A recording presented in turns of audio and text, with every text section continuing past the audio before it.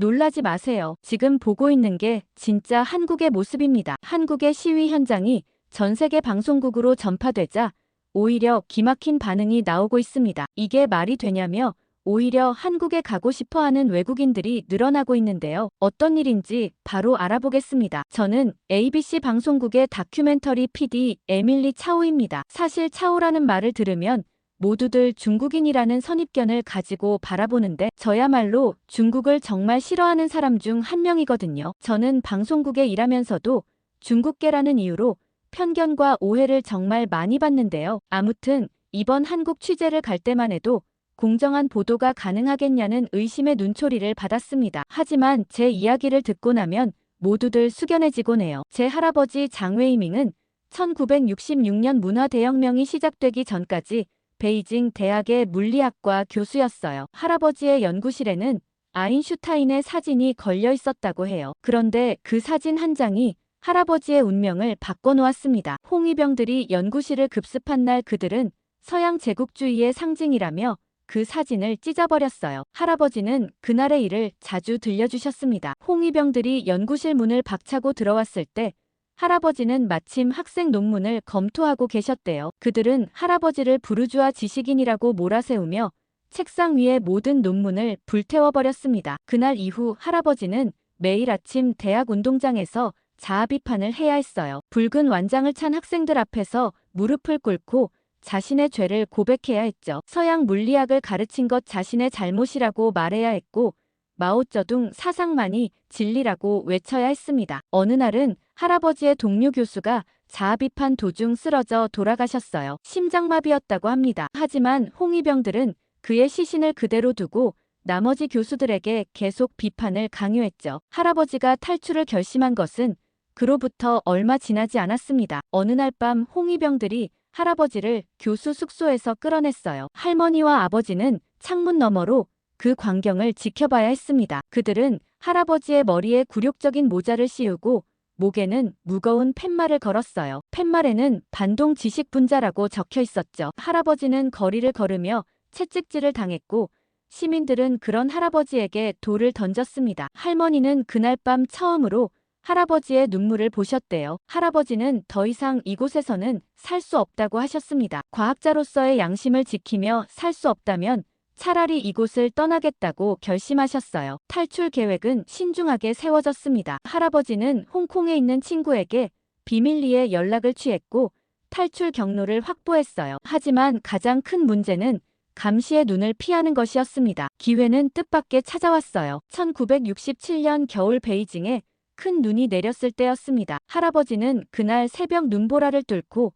가족과 함께 도망쳤어요. 홍위병들의 감시가 느슨해진 틈을 타 기차에 몸을 실었고 광저우까지 달려갔습니다. 그렇게 시작된 탈출 여정은 한 달이나 걸렸어요. 마침내 홍콩에 도착했을 때 할아버지는 무릎을 꿇고 땅에 입을 맞추셨다고 합니다. 자유의 땅을 밟은 것에 대한 감사함이었죠. 이 이야기는 제가 기자가 되기로 결심한 계기가 되었습니다. 진실을 말할 수 없는 세상이 얼마나 무서운지 할아버지를 통해 배웠기 때문이에요. 그래서인지 시위 현장이 생기면 자원해서 취재를 나가곤 하는데 당시 홍콩 시위를 취재할 때였어요. 중국 공안들의 폭력적인 진압을 보며 할아버지의 기억이 떠올랐습니다. 40년이 지났지만 달라진 것은 없었어요. 오히려 더 교묘해지고 체계적으로 인권을 탄압하고 있었죠. 특히 중국 관광객들의 행태는 저를 부끄럽게 만들었습니다. 홍콩의 한 식당에서 목격한 장면은 지금도 잊을 수 없어요. 중국 본토에서 온 관광객들이 종업원을 마치 하인처럼 대하고 큰 소리로 떠들며 주변을 시끄럽게 했죠. 더 충격적인 것은 그들의 태도였습니다. 홍콩 시위대를 향해 배부른 돼지들이라고 비하하고 민주화를 요구하는 젊은이들을 서양 세력에 물든 배신자라고 손가락질했어요. 저는 취재 중에 많은 중국인 관광객들을 인터뷰했습니다. 하지만 그들 대부분은 자신들의 행동에 어떤 문제도 없다고 생각했어요. 오히려 홍콩이나 대만 같은 곳이 질서를 어지럽힌다며 비난했습니다. 한 번은 한 중국인 관광객이 제게 이렇게 말했어요. 너도 중국계니까 알잖아. 우리가 얼마나 대단한 민족인지. 저는 그 순간 참을 수 없는 분노가 치밀었습니다. 그들의 그런 우월의식이 다른 나라 사람들에게 얼마나 불편함을 주는지 전혀 인식하지 못하고 있었어요. 아무튼 그 이후로 꽤 오래 시위대 취재를 하지 않다가 얼마 전 믿기지 않는 소식에 한국으로 향했어요. 한국에 계엄령이 선포되었다는 소식을 듣고 즉시 특파원으로 자원했거든요. 제가 그토록 동경했던 나라가 위기에 처했다는 게 믿기지 않았어요. 공항에 도착하자마자 긴장감이 느껴졌습니다. TV 뉴스에는 군인들이 연일 나왔고 여기저기 계엄령 관련 뉴스밖에 없었어요. 하지만 제가 본 모습은 예상과 달랐습니다. 평소에 서울과 전혀 다를 바가 없었거든요. 특히 충격적이었던 건 이런 상황에서도 홍콩이나 중국에서 보던 강압적인 모습이 전혀 없었다는 거였죠. 공항 밖으로 나오자 택시 기사님이 친절하게 현재 상황을 설명해 주었어요. 시민들이 자발적으로 질서를 지키고 있으며 폭력 사태는 전혀 없다고 했습니다. 오히려 이 상황에서도 일상이 평화롭게 유지되고 있다고 했어요. 택시가 광화문에 도착했을 때 저는 깊은 감동을 받았습니다. 수많은 시민들이 질서정연하게 모여 있었고 군인들과 대화를 나누고 있었어요. 홍콩에서 본 폭력적인 진압은 찾아볼 수 없었습니다. 한국의 민주주의는 성숙했고 시민의식은 놀라웠어요. 이것이야말로 진정한 희망이라는 걸 직접 목격한 순간이었습니다. 광화문 취재 이틀째 되던 날 대기업 개발자 박민우 씨를 소개받게 되었어요. 계엄 상황이 발생한 직후 카카오톡 오픈 채팅방을 만들었던 사람이었죠. 위기의 시민들을 위한 IT 개발자 모임이라는 제목이었습니다. 처음에는 5명의 개발자로 시작했다고 해요. 민우 씨가 긴급 상황을 공유하자 동료 개발자들이 하나둘 모이기 시작했습니다. 2시간 만에 채팅방 인원이 100명을 넘었고 곧바로 화상회의가 시작되었다고 하더라고요. 민우 씨는 광화문 인근에서 노인이 쓰러지는 것을 목격했다고 합니다. 119 구급차가 바로 올 수 없는 상황이었고 주변에 의료진이 있는지 알 수 없었죠. 그때 실시간으로 도움을 요청할 수 있는 앱의 필요성을 느꼈다고 해요. 개발자들은 즉시 팀을 나눴습니다. 디자인팀과 서버 개발팀 그리고 앱 개발팀으로 나뉘어 동시에 작업을 시작했어요. 근처 사무실 15층의 회의실이 임시 개발실이 되었습니다. 첫 12시간 동안은 쉬는 시간도 없었다고 해요. 개발자들은 에너지 드링크와 컵라면으로 버텼습니다. 누군가 피곤해 보이면 다른 팀원들이 어깨를 두드리며 격려했죠. 가장 큰 고비는 24시간이 지난 시점이었어요. 서버에 예상치 못한 문제가 발생했고 개발자들의 체력도 한계에 다다랐습니다. 하지만 민우 씨는 포기하지 않았죠. 그는 동료들에게 시민의 생명을 살리는 일이라며 힘을 내자고 말했어요. 36시간째 마침내 앱이 완성되었습니다. K 비상상황이라는 이름의 이 앱은 실시간으로 시위 상황을 표시하고 가장 가까운 의료진의 위치를 확인할 수 있었어요. 심지어 외국어 지원까지 가능했습니다. 시민들은 이 앱을 통해 서로의 안전을 확인하고 도움을 요청했죠. 놀라운 것은 개발자들의 헌신이었습니다. 그들은 월급도 받지 않고 자발적으로 참여했어요. 오직 시민들의 안전을 위해 36시간을 꼬박 세운 것입니다. 민우 씨는 이것이야말로 진정한 시민의식이라고 말했죠. 이 이야기를 듣더니 실리콘밸리에서 일하는 마이크가 거짓말하지 말라고 하더라고요. 마이크는 구글 개발자로 일하고 있는데 아무런 보상 없이 그렇게 일할 수 있는 사람이 어디 있냐며 믿을 수 없다고 했죠. 심지어 앱을 실제로 살펴보더니 그 완성도에 더욱 놀란 것 같았습니다. 한참 민우 씨를 인터뷰하고 있는데 갑자기 누군가 찾아왔어요. 그분은 전직 응급구조사 이미경이라는 분이셨죠. 미경 씨는 15년간 119 구급대원으로 일했는데 앱에 꼭 필요한 기능이 있다며 민우 씨를 찾아왔다고 해요. 시위가 이어지면 인파가 많이 몰릴 텐데 이태원 참사 같은 일이 2번 다시는 발생하면 안 된다고 얘기했죠. 그러면서 미경 씨는 위험 지역 신고와 의료진 위치 확인만으로는 부족하다고 했습니다. 응급 상황에서는 환자의 상태를 정확히 파악하는 것이 가장 중요하다고 말했어요. 그녀는 자신의 현장 경험을 바탕으로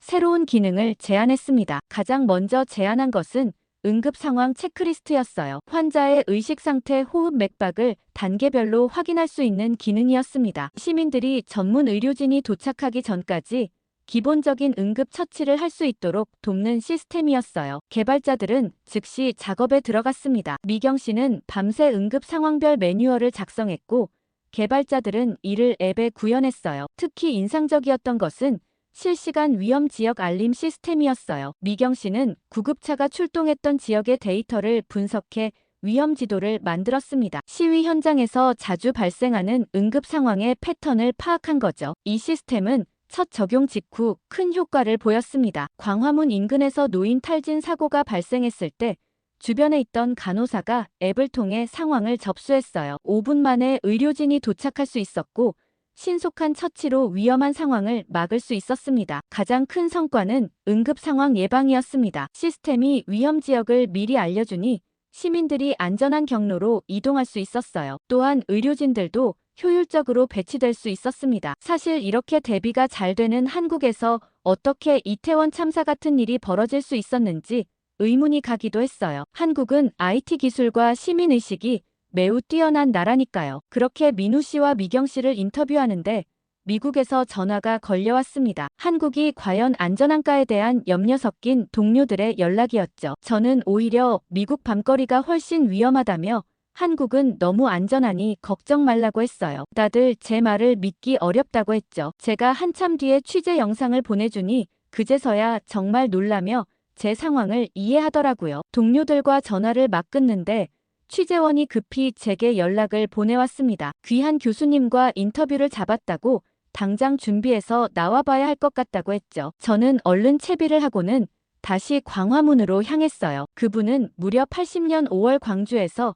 시민들을 치료했던 교수님이셨습니다. 그는 44년 만에 다시 시위 현장을 찾았다고 했습니다. 박 교수님은 1980년 당시 전남대 의대 응급의학과 교수였다고 해요. 광주 도청 앞에서 부상자들을 치료하던 그날의 기억을 생생하게 들려주었습니다. 군인들의 총에 맞은 시민들이 계속 실려왔고 병원으로 이송조차 할 수 없는 상황이었대요. 당시 그는 도청 안에 임시 치료소를 차렸다고 합니다. 의대생들과 함께 밤새 부상자들을 돌봤어요. 마취제가 떨어져도 수술을 해야 했고 붕대가 부족해 옷을 찢어 지혈을 했다고 했습니다. 가장 힘들었던 건 젊은 학생들이 죽어가는 모습을 지켜봐야 했다는 거예요. 총상으로 실려온 20대 청년이 자신의 손을 잡고 어머니를 찾으며 숨을 거뒀다고 했습니다. 그날 이후 교수는 매년 5월이면 악몽을 꾼다고 했어요. 그런 박 교수님이 44년 만에 시위 현장을 찾은 이유는 달라진 대한민국을 보고 싶어서였다고 합니다. 하지만 그는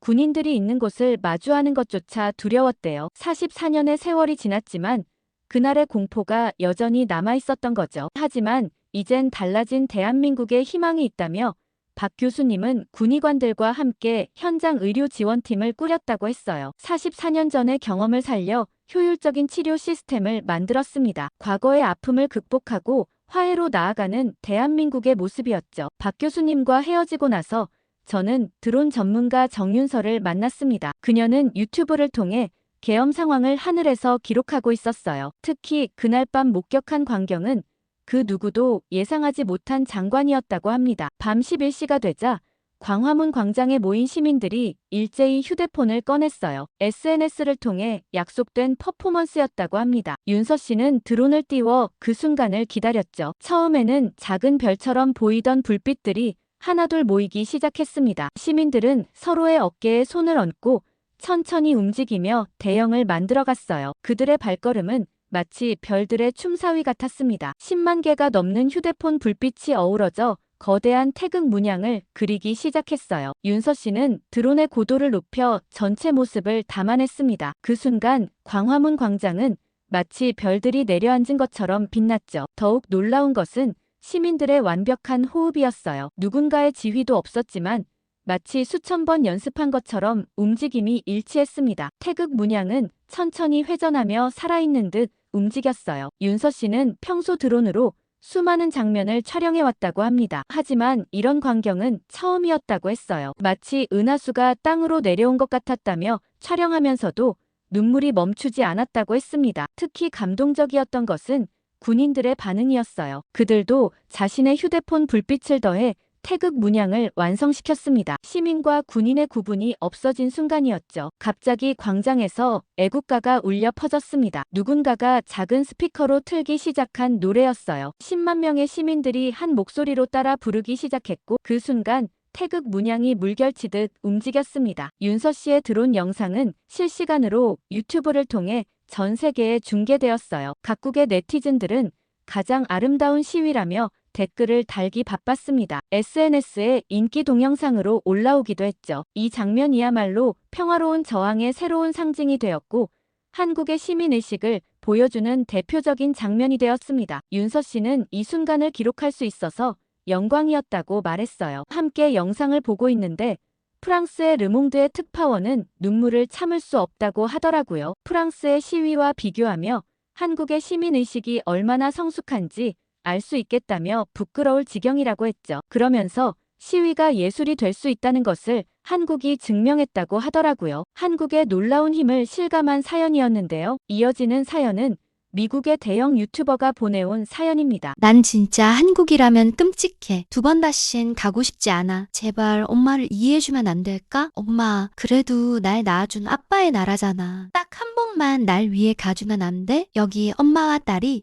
한국행을 앞두고 격렬하게 다투고 있습니다. 두 모녀에게 어떤 사연이 있는지 오늘의 사연을 한번 들어보겠습니다. 안녕하세요. 저는 영화와 드라마를 정말 좋아하는 영국 울버햄튼에서 태어난 유튜버 리아입니다. 울버햄튼은 인구수 24만의 큰 도시는 아니지만 천년의 역사를 자랑하는 곳이에요. 아마 한국 분들에게는 옛날 축구 국가대표였던 설기현 선수와 현재 국가대표 황희찬 선수가 몸담고 있는 구단이 있는 곳이라고 하면 알아차리실 것 같아요. 제가 영화와 드라마를 좋아하고 유튜브까지 하게 된 계기에는 좀 가슴 아픈 사연이 있는데요. 바로 제가 어렸을 적 따돌림을 당했기 때문이에요. 지금 생각해보면 정말 말 같지도 않은 이유로 꽤 오랜 기간 왕따를 당했었는데 그 이유는 뒤에서 다시 말씀드리도록 할게요. 아무튼 그때 당시 제게 유일하게 친구가 되어줬던 게 바로 영화, 드라마였습니다. 국내에서는 그 누구도 저와 놀고 싶어 하지 않아서 오로지 방에 틀어박혀 동영상이라는 동영상은 다 찾아봤던 것 같아요. 그렇기 때문에 웬만한 컨텐츠는 제가 다 꿰고 있었죠. 특히 좋아하는 영상들은 통째로 대사를 외워버리기도 했어요. 아무튼 그렇게 몇 년을 틀어박혀 영상만 봤기 때문에 늘 새로운 영상이나 더 재밌는 컨텐츠 없나 하고 찾아보다가 심지어 다른 나라의 영상까지 모두 섭렵했습니다. 그래서 대학 들어가기 전까지는 계속 영상에만 빠져 살았던 것 같아요. 그만큼 광적으로 좋아하다 보니 제 나름의 시선을 담아 유튜브까지 만들게 되었고 고맙게도 많은 분들이 좋아해 주셨어요. 제가 따돌림을 당하면서도 개의치 않을 수 있었던 건 제 영상을 보고 재밌다고 댓글을 달아주시던 분, 오늘 힘들었는데 영상으로 위로를 받았다고 하신 분들을 포함해 늘 좋은 댓글을 달아주시는 바로 제 구독자님들 덕분에 씩씩하게 학창 시절을 보낼 수 있었던 것 같아요. 아무튼 저는 런던에서 대학교를 다니기 위해 울버햄튼을 떠나고 나서야 왕따라는 이미지를 벗을 수 있었습니다. 저를 아무도 모르는 대학교에 가서야 긴장을 풀고 지낼 수 있었죠. 대학생이 된 지금 생각해보면 친구들이 왜 그렇게 지독하게 놀려냈는지 잘 모르겠습니다. 예전에 어린 저를 만난다면 다른 친구들이 이상한 거라고 속상해하는 저를 달래주고 싶었죠. 그때 제가 왕따를 당했던 건 오로지 제가 호혈아라는 이유 하나였어요. 저는 한국인 아빠와 영국인 엄마 사이에서 태어났습니다. 유럽 배낭여행을 왔던 아빠는 테이트 모던 미술관에서 그림을 보고 있던 엄마에게 푹 빠져버렸죠. 두 분은 그렇게 운명적으로 만나게 되었고 아빠는 오직 엄마 하나만을 보고 영국으로 이민 와서 결혼까지 했어요. 저는 아빠를 쏙 빼닮아 머리색도 검정색이었고 눈동자도 검정색이었죠. 그 누가 봐도 혼혈아라는 걸 한눈에 알 수 있었습니다. 인구가 많지 않던 울버햄튼에서 혼혈아는 거의 찾아보기 힘들었어요. 그래서 동네 아이들은 제게 괴물이라는 둥, 어쨌든 동양인 피가 섞였으니 열등하다는 둥 말이 많았어요. 혼혈이라는 사실도 놀림거리였는데 동양인에 대한 인종차별까지 더해져 아이들의 기피 대상이 되었습니다. 어렸을 땐 엄마 아빠를 원망했던 적도 있었던 것 같아요. 한참 놀림을 받고 울며 집에 걸어올 때 아빠는 저를 번쩍 안아주시며 아이스크림을 사주셨어요. 그러곤 너는 이 세상 어디에도 없는 특별한 아이라고 하시며 언젠가 다른 친구들이 오히려 너를 좋아하며 다가올 때가 있을 거라고 하셨습니다. 아빠의 다정한 말과 아이스크림 하나로 속상했던 제 마음은 사르르 풀렸어요. 그렇지만 그것도 딱 11살까지였습니다. 왜냐면 아빠는 불의의 사고로 제가 11살 때 돌아가셨거든요. 아빠에 대한 기억은 사실 아이스크림을 사주셨던 기억 하나만 생생하고 나머지는 모두 희미한 기억들 뿐이에요. 게다가 아빠 이야기를 엄마와 나눌 수도 없고 있죠. 엄마는 아빠 생각만 하면 슬프고 괴롭다며 대화를 거부하셨기 때문에 아빠와 관련된 얘기만 나와도 얘기하고 싶지 않다며 딱 잘라 말을 끊으셨습니다. 아빠 사고에 대해서 구체적으로는 모르지만 엄마가 딱 한 번 얘기해줬던 적이 있어요. 가족끼리 여름 휴가를 맞아 한국에 놀러 갔는데 그때 계곡에서 놀다가 사고가 났었다고 해요. 한참 놀고 있는데 순식간에 물이 불어나 아비 교환이었다고 했었죠. 그때 아빠는 허겁지겁 엄마와 저를 먼저 구하고 한 명 더 구하려다 그대로 물에 휩쓸려 내려가 버렸고 시신도 찾지 못했다고 했습니다. 제가 아빠의 사고에 대해 아는 건 이게 전부예요. 엄마는 보통 아빠 얘기만 나와도 수도꼭지가 고장난 사람처럼 울어서 저도 아주 어릴 때부터 아빠 얘기는 입 밖으로 꺼내지 않아요. 오직 마음속으로 한 번씩 흐릿한 기억 속에 있는 아빠를 떠올릴 뿐이죠. 그러던 어느 날 저는 대학교 방학을 맞아 집으로 돌아왔어요. 엄마는 동네 아주머니들이랑 테니스를 치러 가셔서 집에 없었죠. 평소처럼 영상을 보려고 태블릿을 잡고 소파에 앉았습니다. 요새 한국 드라마 시리즈물에 대한 리뷰 요청이 물밀듯이 쏟아지거든요. 구독자님들의 요청을 적극 반영해야 하기 때문에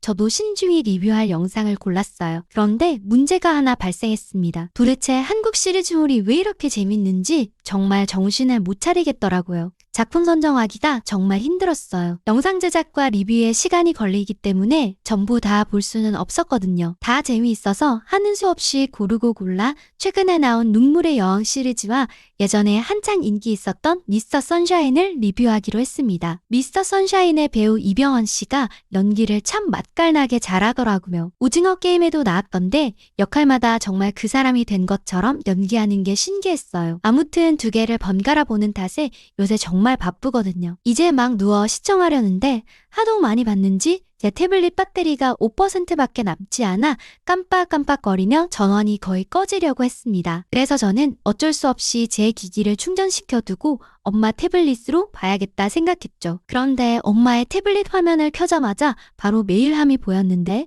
취소 버튼을 누르려는 찰나 제 눈에 특이한 글자가 보였습니다. 그 글자를 보고 저는 가슴이 굉장히 빠르게 뛰었죠. 그건 분명 한글이었어요. 도대체 엄마에게 한글로 메일을 보낸 사람이 누굴까 궁금했습니다. 저는 엄마가 혹시나 갑자기 확 들어올 것 같은 마음에 콩닥거리는 가슴을 부여잡고 그 메일을 클릭해봤어요. 온통 한국어라 읽을 수 없었지만 한 달에 한 번 정도 오래전부터 누군가 꾸준히 보낸 메일이었습니다. 그런데 이상한 점이 있었어요. 엄마는 한 번도 답장을 하지 않았더라고요. 도대체 무슨 내용일까 너무 궁금해서 번역기를 돌리려고 기다리는 찰나 현관에서 철컥하고 문 여는 소리가 들렸습니다. 저는 화들짝 놀라 도둑이 된 것 마냥 황급히 태블릿을 끄고 거실에서 빠져나와 부엌으로 달려갔어요. 그러곤 부엌에서 배고파서 먹을 걸 찾는 것처럼 두리번거렸죠. 엄마는 다행히 눈치채지 못했는지 배고프냐며 얼른 밥 해준다고 하시며 웃으셨어요. 아니 뭐 대단한 잘못한 것도 아닌데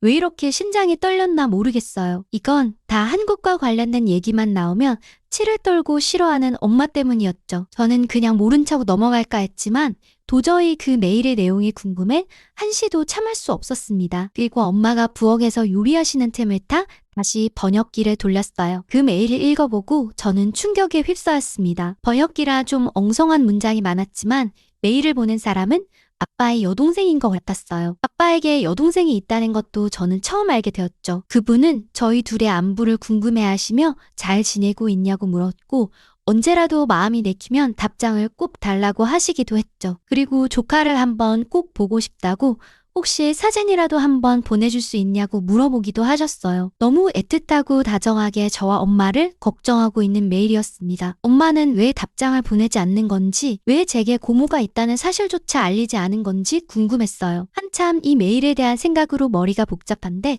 엄마가 밥 먹으러 내려오라고 하셨죠. 식탁 위에는 진수성찬이 차려져 있었지만 도저히 밥이 넘어가지 않았습니다. 온통 메일에만 신경이 집중되어 밥을 먹는 둥 마는 둥 깨작거렸죠. 엄마가 오늘 너답지 않게 왜 이러냐며 방학이라 맛있는 거 잔뜩 해줬더니 감사한 줄을 모른다며 투정을 부리셨습니다. 분명 한국 얘기와 고모 얘기를 꺼내면 다시 초상집 분위기가 날 텐데 불편한 상황을 만들고 싶진 않았지만 어떻게든 이 얘기를 알고 싶었습니다. 밥을 먹고 난 후 과일을 먹으면서 저는 눈치를 보다 어렵게 얘기를 꺼냈습니다. 엄마에게 굉장히 고통스러운 일인 걸 알지만 제게도 중요한 일이고 우리 가족과 관련된 일이라고 얘기했죠. 사실 아까 영상을 보려다가 엄마 편지함에서 고모가 보낸 메일을 봤다고 했습니다. 왜 고모에게 답장을 하지 않는지, 고모의 존재를 왜 숨겼는지 물어봤죠. 엄마는 화가 난 듯한 표정을 지으시면서도 결국 어쩔 수 없었다는 듯 한숨을 쉬셨어요. 그리고는 담담하게 말을 이어나갔습니다. 사실 아빠가 사고 났던 계곡은 고모 가족들과 우리 가족이 한국에서 함께 놀러 갔던 곳이라고 했어요. 그땐 사이가 무척 좋아 영국에서 1년에 한 번씩은 꼭 한국에 놀러 가서 고모 집에서 방학을 보냈다고 했죠. 그런데 사고가 있던 그해 여름, 고모가 정말 좋은 계곡이라며 추천한 곳에서 아빠를 잃게 된 거였죠. 아빠는 위기 상황에 엄마와 저를 먼저 구했지만 바로 나올 수 없었어요. 왜냐하면 아빠가 구해야 할 한 사람, 고모가 있었기 때문이죠. 아빠가 누군가를 구하려다 못 나왔다고 말했었는데 바로 그 사람이 고모였다고 얘기했습니다. 그리고 아빠는 고모를 구하고 나서 물살에 휩쓸려 빠져나오지 못하고 돌아가셨다고 말이죠. 엄마는 참기 힘들다는 듯 눈물을 쏟으셨고 제 눈에도 그렁그렁 눈물이 맺혔어요. 워낙 어렸을 적 일이라 무서워하는 저를 괜찮다며 차분히 달래주고는 아빠 금방 갔다 올게 하던 아빠의 마지막 얼굴만 기억이 났거든요. 엄마도 그 일이 일어난 게 고모 탓이 아니라는 걸 머릿속으로는 정말 잘 알고 있고 엄마도 고모에게 답장을 하지 않는 것이 괴롭지만 그게 마음처럼 잘 안 된다고 했어요. 그리고 분명 엄마의 이런 모습을 보면 하늘에 있는 아빠가 더 속상해할 거란 것도 잘 알고 있다고 덧붙이셨습니다. 저는 엄마의 말을 듣고 나서 그제야 비로소 엄마의 행동들이 어느 정도 이해가 되었습니다. 도저히 엄마에게 뭐라고 얘기해야 할지 몰라 그냥 엄마를 안고 토닥거려 줬어요. 그리고 그날 밤 침대에 누워 생각에 잠겼습니다. 아빠가 떠난 지도 이제 10년이 넘어가고 있는데 엄마는 여전히 사고에서 벗어나지 못한 것 같았습니다. 이젠 엄마도 어느 정도 아빠 얘기를 편하게 할 수 있어야 그 일에서부터 치유가 된 게 아닐까 하는 생각이 들었죠. 여전히 이렇게 슬픔에 잠긴 엄마를 보는 건 엄마를 위해서라도 하루빨리 해결하고 넘어가야 할 것 같았습니다. 물론 하늘에서 지켜보고 있는 아빠도 속상해할 게 뻔했죠. 아무래도 엄마와 고모는 서로 얘기할 시간이 필요한 것 같았어요. 10년의 세월이 흘렀는데 용서를 하든 위로를 하든 아빠 얘기를 꺼내놓고 해야 두 사람 모두 편할 수 있겠다는 생각이 들었습니다. 엄마에게도 괴로운 일이긴 하지만 고모에게도 아빠의 사고는 정말 끔찍한 일이었을 테니까요. 그러니 고모도 10년간 오지 않는 메일을 꾸준히 보내며 저와 저희 엄마를 걱정하고 있었던 것 아닐까요? 저는 아까 엄마 몰래 적어둔 고모의 메일 주소로 편지를 한 통 보냈습니다. 제 전화번호를 적고 한번 꼭 전화 달라고 했죠. 그러고 아침 8시가 되자마자 모르는 번호로 전화가 한 통 왔어요. 저는 곧바로 전화를 받았죠. 수화기 넘어 떨리는 목소리의 주인공은 고모였습니다. 기억도 안 나는 고모였고 10년 만에 처음 듣는 목소리지만 어딘가 익숙한 느낌이 들었습니다. 고모는 제 메일을 받고 새벽 4시까지 한숨도 못 자고 기다렸다 연락을 하는 거라고 했어요. 이젠 많이 컸겠다며 어떻게 알고 메일을 보냈냐고 고맙다고 하셨죠. 떨리는 고모의 목소리를 들어보면 왠지 고모도 눈물을 흘리고 있는 것 같았습니다. 저는 엄마와 어제 있었던 일에 대해 얘기하면서 조심스럽게 엄마와 고모가 한번 만나서 서로 얘기를 하시면 좋겠다고 했어요. 엄마는 여전히 아빠와 한국 얘기만 꺼내면 이내 슬픔에 잠겨버린다고 아직 그 일에서 벗어나지 못한 것 같다고 했어요. 엄마도 머리로는 고모 잘못이 아닌 걸 알고 있지만 마음으로는 좀 어려워하는 것 같아서 툭 터놓고 서로 얘기하는 게 좋을 것 같다고 말씀드렸죠. 고모는 한동안 말씀이 없으셨어요. 그러곤 꼬마 아이였던 내가 벌써 이런 얘기를 할 나이가 되었냐며 흐느끼셨습니다. 고모는 직접 영국으로 오겠다고 하셨어요. 그러자 저는 제가 엄마를 모시고 한국으로 가겠다고 했죠. 사실 저도 한국엔 워낙 어릴 때 갔던 곳이라 기억도 잘 나지 않고 아빠가 나고 자란 곳을 한번 가보고 싶은 생각이 들었습니다. 고모는 얼마든지 편한 대로 하라고 하시며 혹시 엄마가 아빠에 대한 기억 때문에 힘들어한다면 고모가 직접 영국으로 가도 되니 엄마와 상의해보고 얘기해달라고 했죠. 그리고 고모는 정말 고맙다는 말을 연신 반복해서 하셨습니다. 이렇게 직접 저와 통화를 해서 얼마나 기쁜지 모르겠다고 하시면서요. 그러곤 다음을 기약하고 전화를 끊었습니다. 아침을 먹고 나서 저는 엄마를 불러 진지하게 얘기했어요. 그동안 엄마가 늘 슬퍼하기만 해서 솔직히 나도 제대로 슬퍼하지 못한 것 같다고요. 나에게도 아빠는 정말 소중한 사람이라 나도 한번 한국에 가서 아빠 엄마가 매년 갔다 온 장소에도 가보고 아빠가 좋아하던 음식도 먹어보고 싶다고 말했습니다. 우리 함께 아빠를 추억하고 즐거운 기억을 떠올리면 더 이상 아빠를 생각했을 때 슬프지 않을 거라고 얘기했죠. 엄마는 그동안 엄마의 슬픔에 빠져 저를 제대로 잘 돌보지 못했던 것 같다고 미안하다고 하셨어요. 그리곤 알겠다고 한번 가보자고 하셨죠. 저는 한국 여행을 준비하면서 굉장히 들떴어요. 어떤 나라일까 정말 기대됐죠. 저희 집에서 버밍엄 공항까지 1시간, 공항에서 한국까지 14시간이 걸렸어요. 저는 미스터 선샤인을 잔뜩 다운받아 두고 기내에서 내내 드라마를 봤어요. 엄마도 심심했는지 같이 보자고 하시며 미스터 선샤인의 내용에 푹 빠졌죠. 한국에 이런 역사가 있냐고 하시면서 의병들이 정말 대단하다고 하셨습니다. 그렇게 긴 여행을 마치고 녹초가 되어 인천공항에 도착했어요. 공항에는 세계 각지에서 온 여행객들로 북적였습니다. 구 신사장은 그야말로 물밀듯이 많은 인원으로 들어차 있었습니다. 여기서 또 한참 기다려야겠다 생각하는데 금세 제 차례가 되더라고요. 공항 직원분들의 일 처리 속도가 어마어마하게 빨랐습니다. 다들 정말 성실하고 효율적으로 업무 처리를 하더라고요. 영국이었으면 상상도 못할 속도에 기함하며 정말 편하게 입국 심사를 마칠 수 있었습니다. 나중에 알고 봤더니 한국 사람들은 자동 출입국 심사대를 통해 여권만 스캔하고 바로 통과할 수 있다고 하더라고요. 정말 한국 여권 하나 있으면 편리하겠다고 생각했습니다. 미리 고모에게 비행편을 알려드려 고모가 마중 나오겠다고 하셨어요. 엄마는 잔뜩 긴장했는지 제 손을 꽉 잡으셨죠. 엄마도 10년 만에 만나는지라 무슨 말을 해야 할지 잘 모르겠다고 하셨습니다. 입국장에 그 많은 사람들 중에 저는 고모를 한눈에 알아볼 수 있었어요. 고모를 만나자마자 눈물이 나왔죠. 아빠와 정말 많이 닮아 있었습니다. 고모는 저희 모녀를 찾고서는 눈물을 흘리며 달려오셨어요. 엄마와 고모는 두 분이서 꼭 끌어안으셨습니다. 엄마는 정작 10년간을 고모에게 연락 한 번 하지 않을 정도로 냉랭하게 대하셨지만 막상 고모 얼굴을 보니 아빠 생각도 나고 뭐라 말할 수 없는 슬픔과 미안함이 몰려왔다고 했어요. 역시 한국에 오길 참 잘했다고 생각했습니다. 두 분은 한동안 서로 껴안고 눈물을 흘리셨죠. 엄마는 그동안 정말 많이 미워했다고 미안하다고 말했습니다. 지금 생각해보면 왜 그렇게 바보같이 굴었나 모르겠다며 오히려 고모가 더 속상했을 텐데 고모도 마음고생 많았다고 얘기했어요. 그러자 고모도 북받치는 감정에 눈물을 뚝뚝 흘리며 고개를 마구 저었어요. 새언니 마음이 어디 온전했겠냐며 다 자기 탓이라고 하면서 홀로 이렇게 예쁜 조카를 키우느라 정말 애썼다고 얘기했습니다. 저도 고모를 끌어안고 눈물을 흘릴 수밖에 없었죠. 10년을 모르고 살았지만 피를 나는 가족이라는 건 정말 이렇게 단박에 알아차릴 수밖에 없구나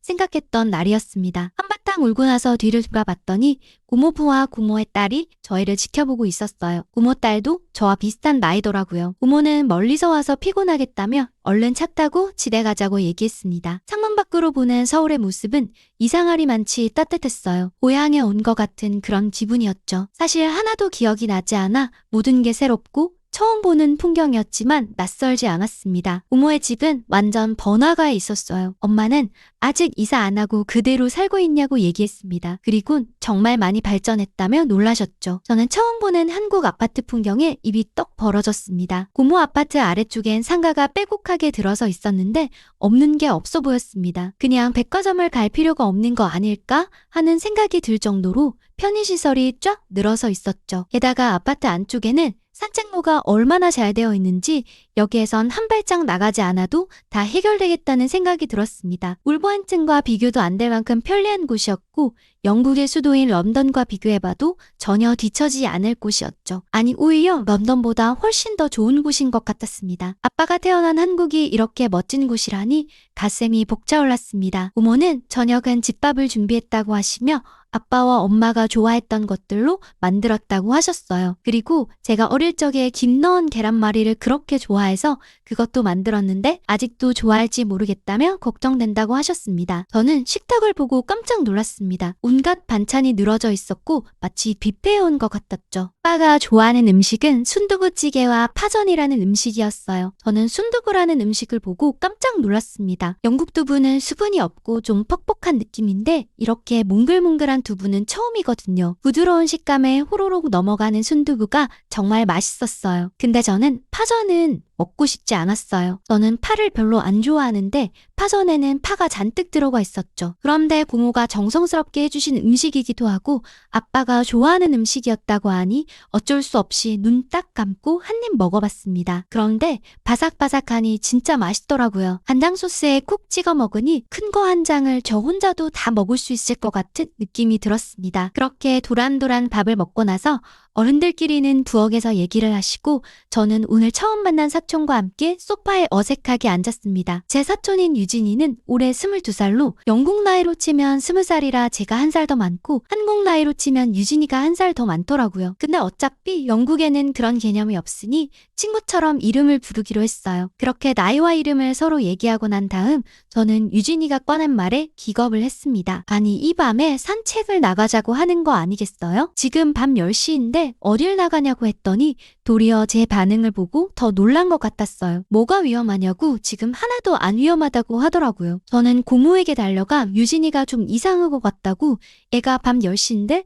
지금 저보고 산책 가자고 했다고 얘기했어요. 고모와 고모부, 엄마는 서로 바라보며 깔깔 웃으셨습니다. 엄마는 여긴 한국이라 괜찮다고 하셨죠. 저 빼고 다들 이상한 것 같았습니다. 저는 유진이의 손을 꼭 붙들고 조금이라도 위험하면 바로 돌아올 거니까 그렇게 알라고 하곤 밖으로 나왔습니다. 그런데 저는 한국의 밤 풍경을 보고 입이 떡 벌어졌어요. 그야말로 평화로움 그 자체였습니다. 반짝이는 거리의 가로등과 네온 사인 불빛 아래 사람들은 각자 저마다의 시간을 즐기고 있었어요. 이런 저녁 시간이 가능하다니 놀라웠죠. 게다가 문을 연 가게들은 어찌나 많은지 영국과 비교되었습니다. 보통 영국에선 이 시간엔 펍만 영업을 하는 데다가 그런 가게들도 대부분 밤 10시에 닫거나 아주 간혹 11시에 닫는 가게들이 있거든요. 저는 너무 신기해서 유튜브 라이브를 켜서 영국 사람들에게 이 풍경을 보여주고 싶었습니다. 실시간 라이브를 켜서 얼굴을 비추고 지금 밤에 나와 있다고 하니